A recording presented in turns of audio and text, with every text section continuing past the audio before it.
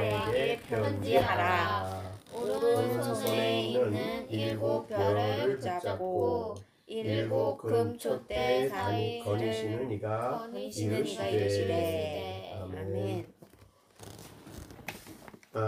오늘 본문에 우리가 이제 2장부터 3장은 소아시아에 있는 7 교회에 보내는 편지로 되어 있습니다. 소아시아는 지금의 터키입니다.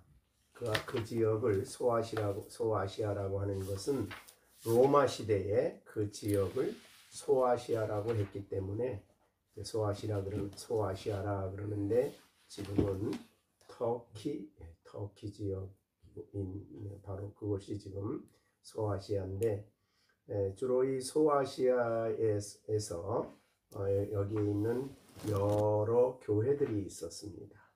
거기에 특별히 7개의 교회를 우리 주님이 선정하셔서 그 7 교회에 편지를 하시고 있습니다.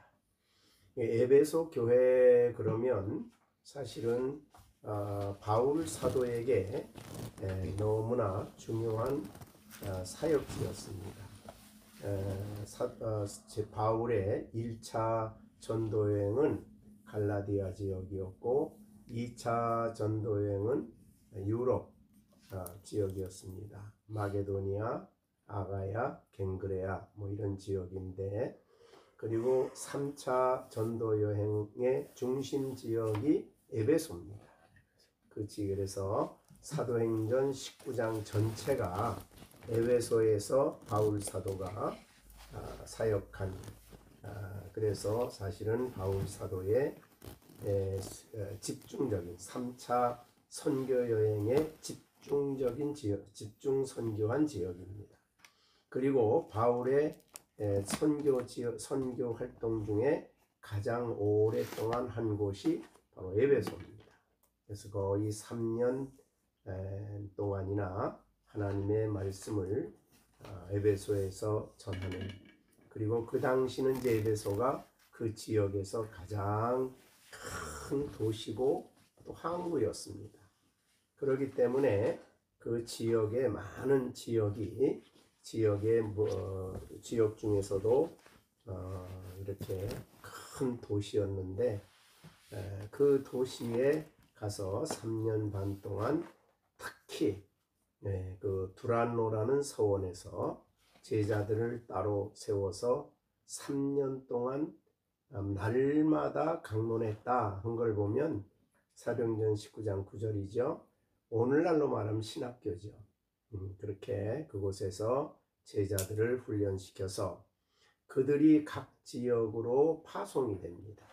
그래서 사도행전 19장 10절에 보면 아시아에 사는 자는 유대인이나 헬라인이나 다 주의 말씀을 듣더라 한 걸 보면, 에베소에서 이렇게 제자들을 따로 세워서 훈련을 시켜가지고 아시아의 각 지역에 파송을 합니다.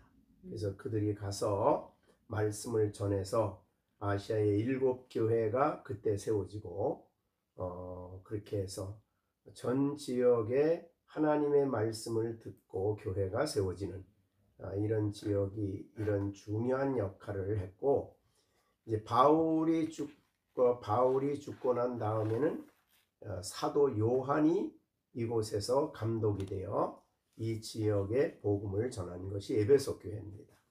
그래서 바울이 반모섬에 가기 전에 사역했던 곳, 교회를 돌봤던 곳이 바로 에베소입니다. 그래서 특히 에베소에 바울 사도는 많은 염려를 했습니다. 왜냐하면 거기에 세워진 교회들이 박해 때문에 예수 믿는 것을 포기하고 그럴까 봐서 근심하고 있을 때 예수님께서 에베소 교회에 이 서신을 보내주시면서 거기에 예수님이 사도 요한은 지금 어떤 면에서 반모섬에 귀양 와 있지만, 그러나 예수님이 그 교회 가운데 계신다. 너는 교회를 떠나 있지만 나는 교회 사이에 촛대 사이에 거닌다. 그런 말을 하신 거죠. 네, 그래서 이 에베소 교회 7교회 편지를 쓸 때마다 그 교회의 특성을 교회의 형편을 아시고 어떤 분이 편지를 쓰는지를 제일 먼저 말을 합니다. 그런데 에베소 교회는 에베소 교회 사자들에게 편지하라. 오른손에 7별을 붙잡고 7 금촛대 사이에 거니시는 이가 너희에게 말한다. 이렇게 1절에서 말씀을 한 것입니다. 여기 에베소의 교회 그러면 이 교회는 지역교회죠. 그래서 우리가 그동안에 에베소서 성경을 공부하면서 무형교회라는 말을 썼습니다. 네, 그것은 이 지구상에는 무형교회는 하나죠.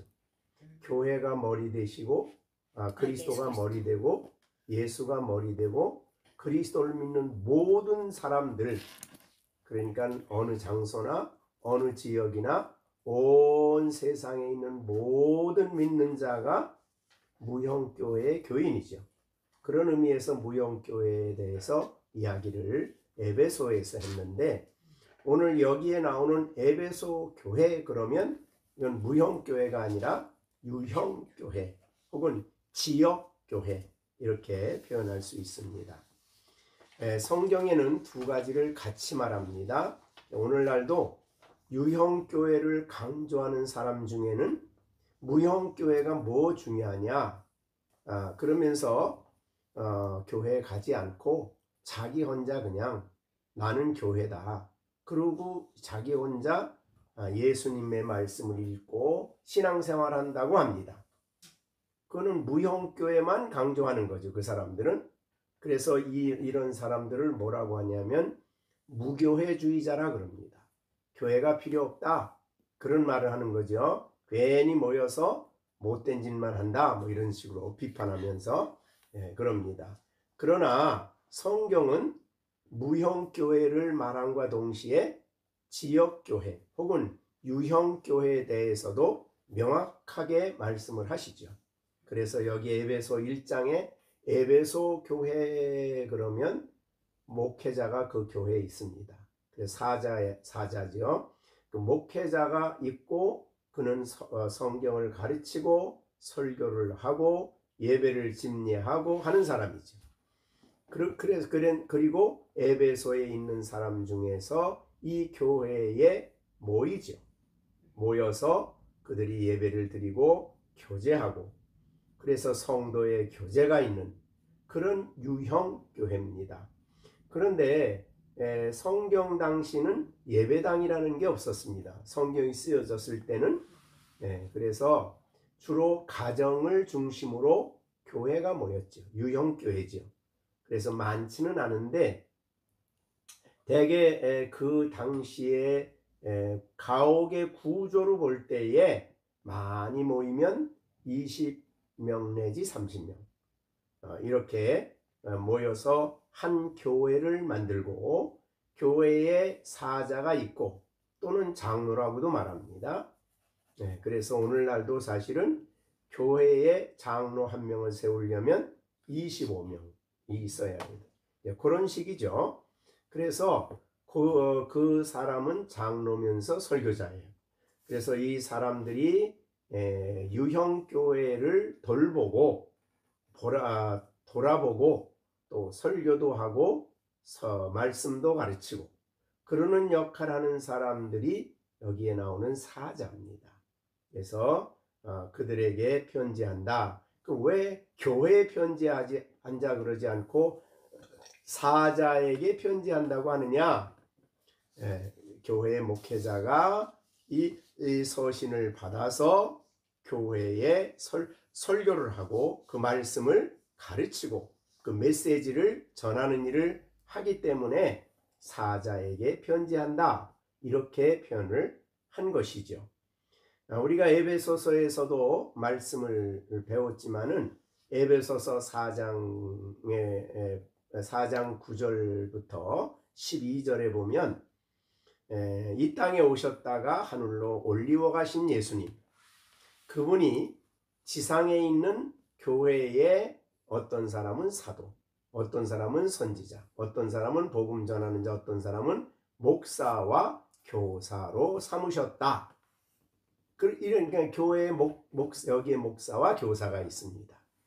이런 사람들이죠. 그들이 하는 일은 성도를 온전하게 하여 봉사의 일을 하게 하며 그랬습니다. 그러니까 성도들을 말씀으로 잘 훈련시키고 또 말씀으로 준비시켜서 온전한 성도, 준비된 성도지요.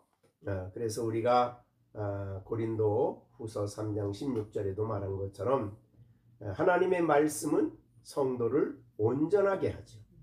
그래서 말씀으로 성도들을 온전하게 하여 그들이 이제 잘 준비되면 봉사의 일을 합니다.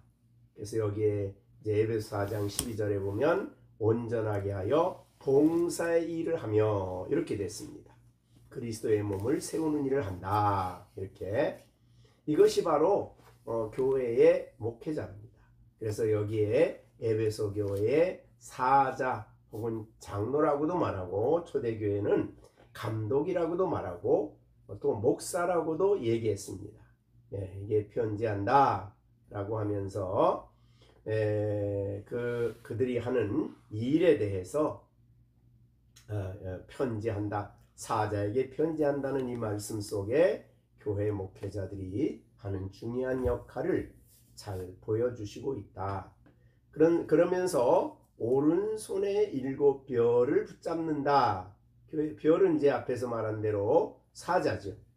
그래서 교회의 목회자들을 주님이 붙잡으시고 그를 통해서 교회에서 목회를 하며 성도들을 양육하며 뭐 이런 모든 일을 하는 일을 하나님이 주님이 하신다.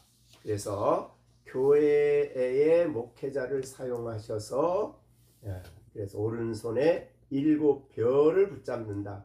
여기 성경에서 오른손 그러면 하나님 예수님의 능력을 표현할 때의 오른손입니다.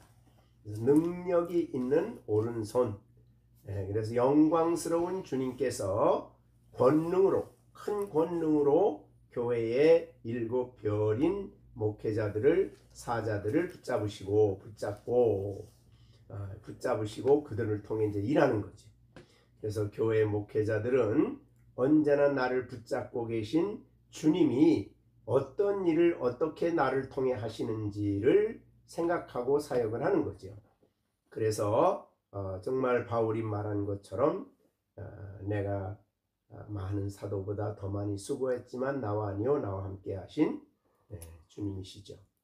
하나 주님의 은혜가 그런 일을 했듯이 오른손에 7별을 그러니까 종들은 주님의 손에 붙잡히는 일이 중요하다.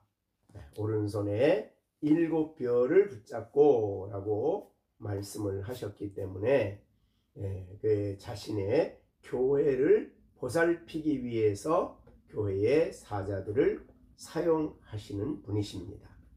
뿐만 아니라 여기에 보면 7별을 붙잡았다. 에베소 교회의 목회자가 7이 있다는 뜻이 아니고 교회 7은 상징수라 그랬죠. 그 당시에 에베소의 지역이나 모든 교회들에 있는 목회자들입니다. 7별이라 그랬고 그 다음에 7 금초 때는 교회죠. 7 교회는 금초 때는 교회이기 때문에 교회의 그 사이에 거니신다, 다니신다 그런 뜻이 되겠죠. 그래서 교회 가운데 임재하신다. 교회가 뭐 겉으로 굉장히 규모가 크든 또 아무리 미미하고 미약한 교회라고 하여도 영광스러운 주님, 살아계신 주님이 그들과 함께 거니신다. 그들 속에 임재하신다. 이것이 교회의 영광입니다. 그래서 교회의 영광은 겉으로 나타나는 어떠한 건물의 웅장함이나 건물의 대단한 모습이 그것 때문에 영광스러운 게 아니다. 교회의 영광은 교회 가운데 계시는 주님이 교회의 영광이십니다. 자, 그래서 스가랴 2장에 보면은 신약 시대가 되면은 성이 없어지죠. 예루살렘 성이 없어지는데, 왜냐하면 성곽이 필요 없지요. 땅끝까지 복음이 전파되니까. 그래서 4절에 보면 성곽 없는 성읍이 되지만 여호와의 말씀에 내가 불로 둘러싼 성곽. 그러니까 교회는 주님이 성이 되시는 거죠. 주님이 불로 둘러싼 불성곽이 된다. 그래서 주님의 능력으로 교회를 보호하신다. 그런 뜻이죠. 그러면서 그 가운데서 내가 영광이 되리라. 교회의 영광은 교회 가운데 계시는 주님이 영광이십니다. 그래서 교회가 만약에 아무리 겉으로 화려하고 웅장한 건물을 짓고 웅장한 종교의식이 행해진다고 하더라도 주님이 없으면 의미가 없는 겁니다. 교회에 아무런 의미가 없습니다. 그러나 아무리 초라하고 보잘것없고 겉으로 미약한다고 하더라도 바로 이 교회의 영광이신 주님이 교회 가운데 계시면 영광스러운 교회다. 그렇게 볼 수 있습니다.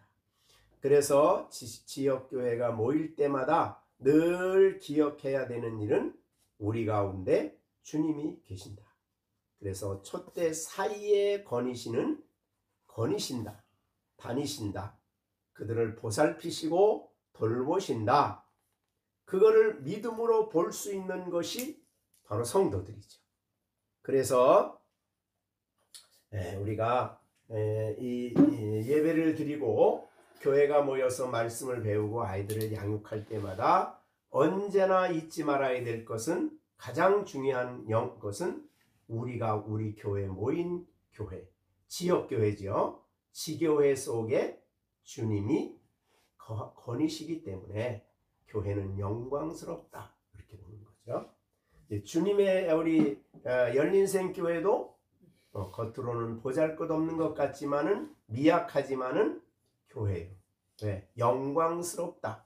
왜냐하면 그 가운데 주님이 거니시고 계신다. 그 가운데 계신다. 그러므로 모든 것을 살피시고 아십니다. 그래서 이제 2절에 오늘 읽진 않았지만 2절에 보면 내가 내 행위와 수고와 내 인내를 알고 안다는 말을 썼어요. 왜? 그 가운데 계시기 때문에.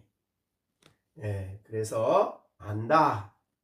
우리가 모일 때마다, 믿는 성도들이 교회가 모일 때마다 잊지 말아야 될 것은 영광이 되시는 주님을 믿음으로 보는 것입니다.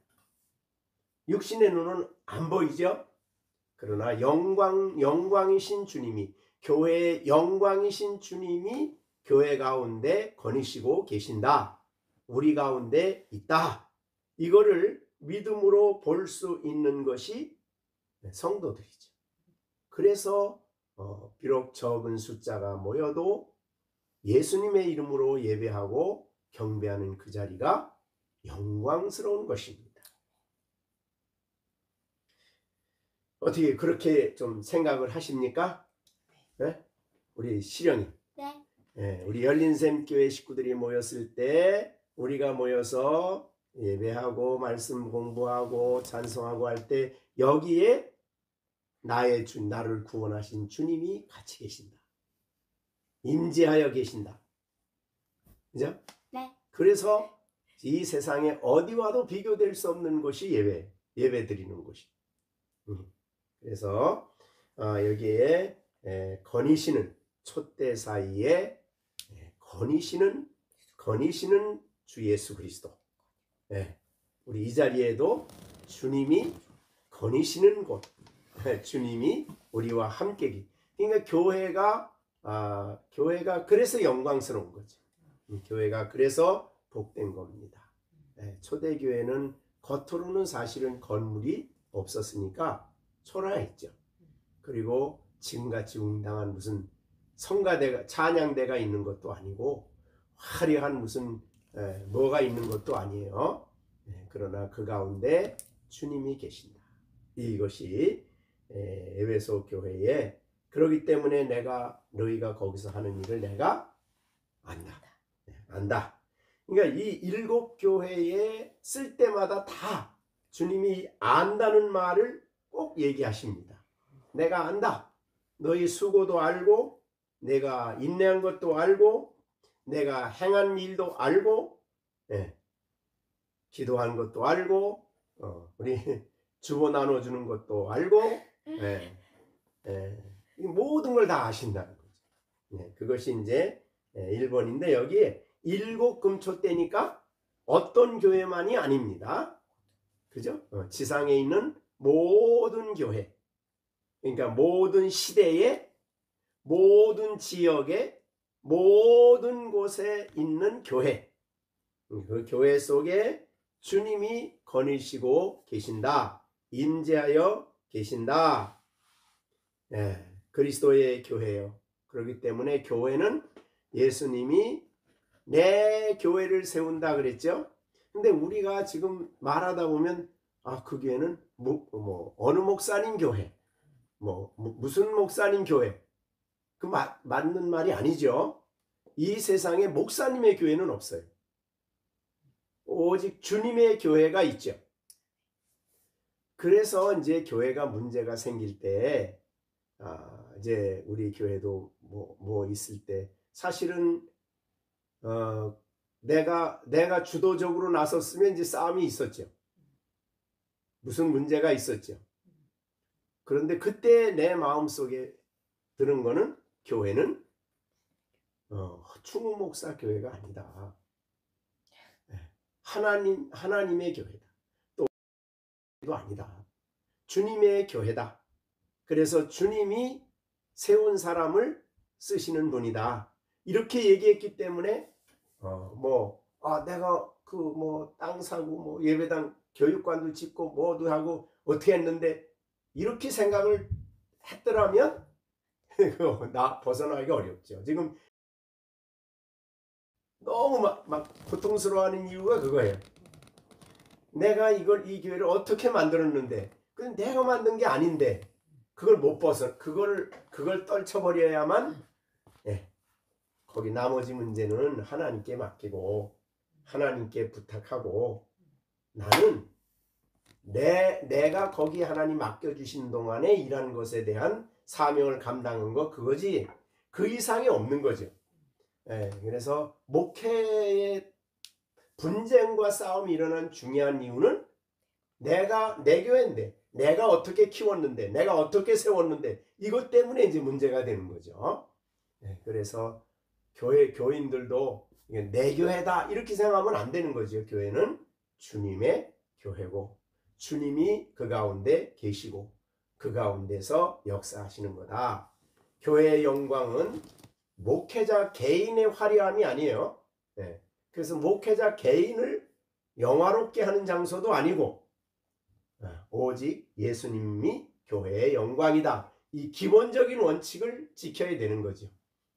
내 안에 그리스도가 계시고, 이것은 이제, 그래서 오늘 본문에 지역교회의 중요성, 그리고 그 교회의 교역자들을 주님이 붙잡으시고, 그러나 교회에 만약에 바울 사도가 목회를 하다가 바울이 그 교회를 떠났어. 다른 사람이 목회를 한 바울 같은 사람이 있을까요? 안 되죠. 그러니까 참, 그래서 바울은 선교할 때, 그래서 바울은 오래 안 있었어요. 한 곳에. 에베소에서 나중에 그 사역할 때 얼마나 능력 있게 역사했냐면, 바울의 그 옷 겉옷 뭐 이렇게 천막 만들 때 이렇게 뭐 하는 옷 있잖아요. 옷을 갖다가 병자 위에 놓아도 낫어. 그런 정도로 역사가 일어났으니까 나중에 이제 바울이 떠났어. 다른 사람, 거기서 훈련받은 사람이 이제 어떻든 간에 목회자가 됐어. 그러면 이게 교인들이 능력을 따진다면 말이 안 되죠. 그리고 우리가 요새 여호수아 경건의 시간 하잖아요. 하나님의 모세를 보내지 왜 여호수아는 모세의 비교가 안 되죠. 사역에 생각을 하면. 근데 하나님이 모세가 죽었으니 너는 이제 이 백성을 데리고 들어가라. 아니 모세가 사실 힘이 없어 죽은 거 아니거든요. 우리가 성경에 보면 다 시력이 있었고 활동할 수가 있었어요. 근데 모세는 또 들어가겠다 그랬죠. 하나님 앞에. 하나님 나 그거 들어가고 싶어요 그랬더니 더 이상 말하지 말아라. 그리고 이제 모세를 거둬가시고 여호수아의 시작은 모세가 죽었기 때문에 내가 이제 해라. 그 말은 뭐예요? 하나님의 교회는 결국 하나님이 하신다는 거예요. 모세는 죽고 여호수아가 와도 능력 있는 모세는 가고 부족한 여호수아가 와도 하나님이 함께 계시면 하나님이 그거를 이제 교인들도 알고 모든 사람들이 이해를 해야 되는 거예요. 비교를 하지 말고 이게 하나님의 교회다. 나도 하나님께 속한 사람이다. 이 진리를 잘 붙잡고 신앙생활하는 일이 우리 교회 생활하는데 너무 중요하다. 교회는 주님의 교회요. 나도 그리스도의 지체니까 그리스도의 교회요. 모인 지교회도 그리스도의 교회다. 여기에 주님이 계셔서 영광스러운 거지.